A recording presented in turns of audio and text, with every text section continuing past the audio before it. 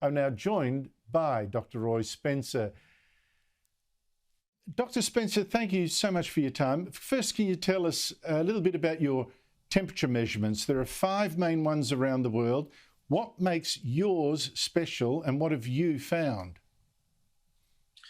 Well, the global temperature data set that John Christie and I started over 30 years ago, the advantage to it is that it's from satellites and it covers the whole Earth. There's no other temperature data set that covers the whole Earth. So that's one of the things we like about it. It only goes back to 1979, so we can only talk about how much warming there has been in the last 43 years in that data set. But that is the period when it was supposed to be warming the most. And what have you found with that, the warming? What sort of warming have we had? Is it in line, for instance, with the predictions from the climate models of 10, 15, 20 years ago that we face a climate crisis with very dangerous rises already in the planet's temperature? Well, if we do a comparison, an apples to apples comparison between the satellite measurements, which are actually of a fairly deep layer of the atmosphere, okay? That's where most of our weather occurs, is in the troposphere, the lowest part of the atmosphere. And if we do an apples to apples comparison between the satellite measurements and what over 24 climate models have predicted since 1979, for that same layer, our measurements are actually at the bottom end of all those models. In other words, the warming we see is lower than most, if not all, of those models. So there is a discrepancy between what the observations are showing, which shows about an average of 0.13 degrees C per decade warming, which is, a very small number, compared to the climate models, which are generally, twice that at least. In fact, your latest model, and that, taking into account the depressing effects of El Nino and all that, shows a warming for January of 0.03 above the 30-year average.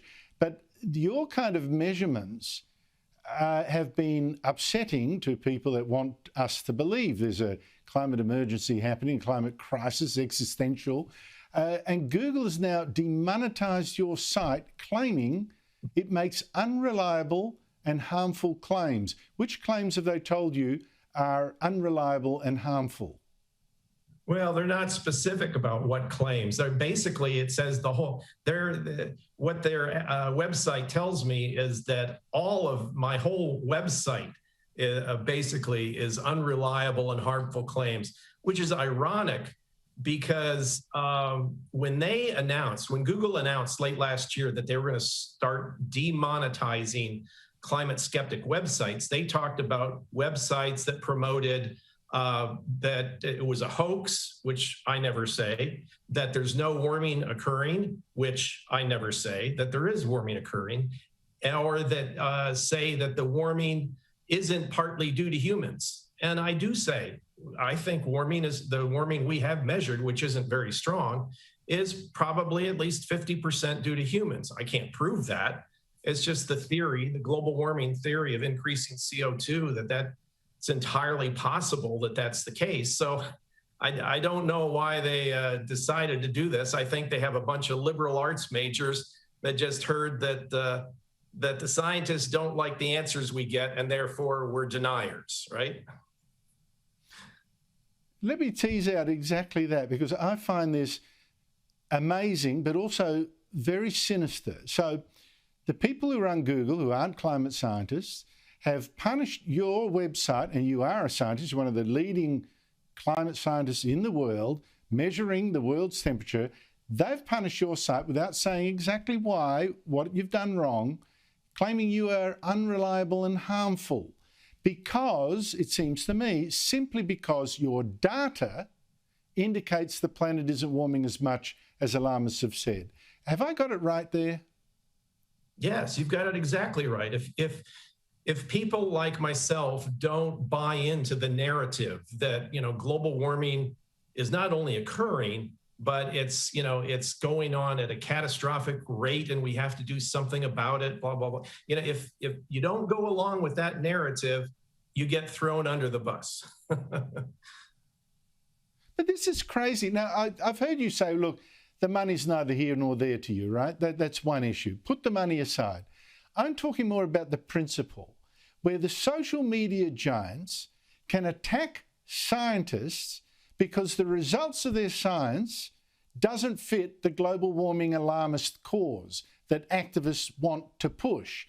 Aren't you actually frightened by this development?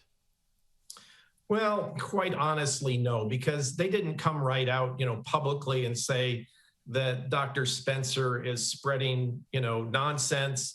This was just a case of them not allowing me to put their ads, Google ads, on my website in order to help support the website.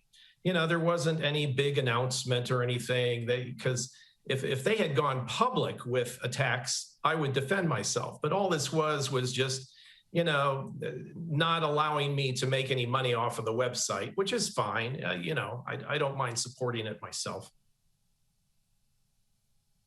Yeah, well, there's other sites that have also been punished, like what's up with that? And the money does matter a lot to them.